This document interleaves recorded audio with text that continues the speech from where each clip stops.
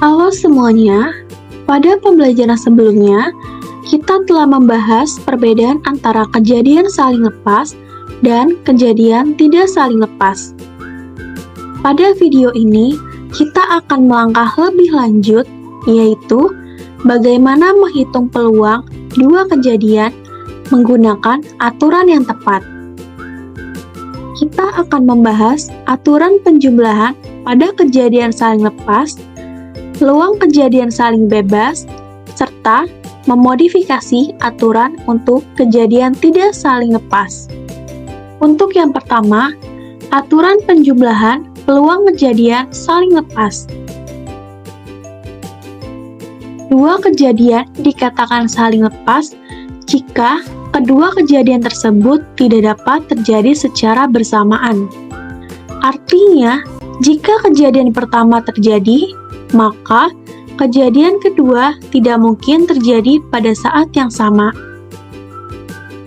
Untuk menentukan peluang dua kejadian saling lepas, digunakan aturan penjumlahan peluang, yaitu PA gabung B sama dengan PA ditambah PB.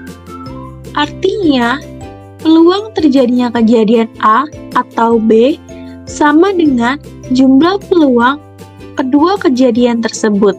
Perhatikan contoh berikut.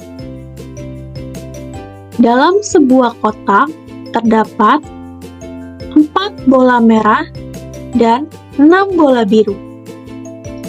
Jika diambil satu bola secara acak, maka kejadian terambilnya bola merah atau bola biru merupakan kejadian saling lepas. Selanjutnya, kita akan membahas kejadian saling bebas. Selain saling lepas, ada juga kejadian saling bebas. Dua kejadian dikatakan saling bebas jika terjadinya suatu kejadian tidak mempengaruhi kejadian lainnya. Untuk menentukan peluang dua kejadian saling bebas yang terjadi bersamaan, digunakan rumus P A iris B sama dengan PA dikali PB.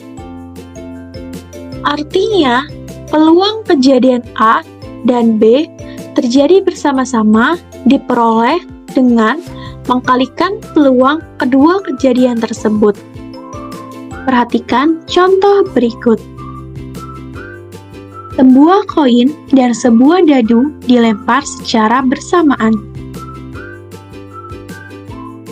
Hasil yang muncul pada koin tidak mempengaruhi hasil yang muncul pada dadu, sehingga kedua kejadian tersebut merupakan kejadian saling bebas.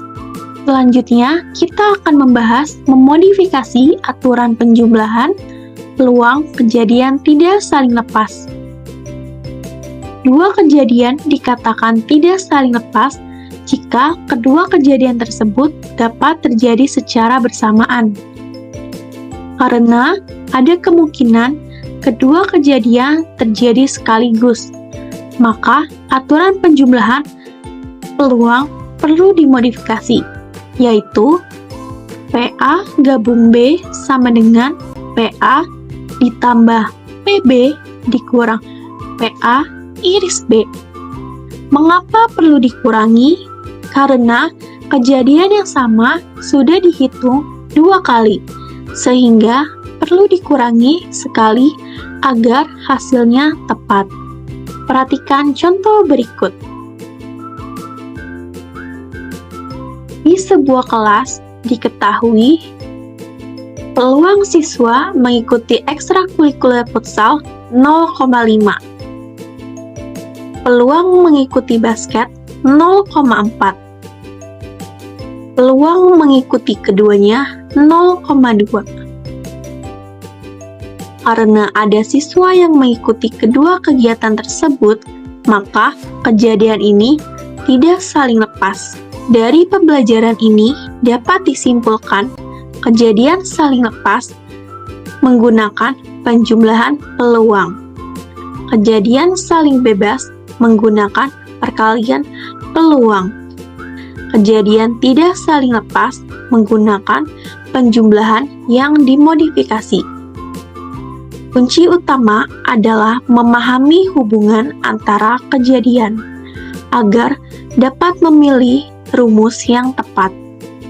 Terima kasih untuk hari ini, sampai jumpa.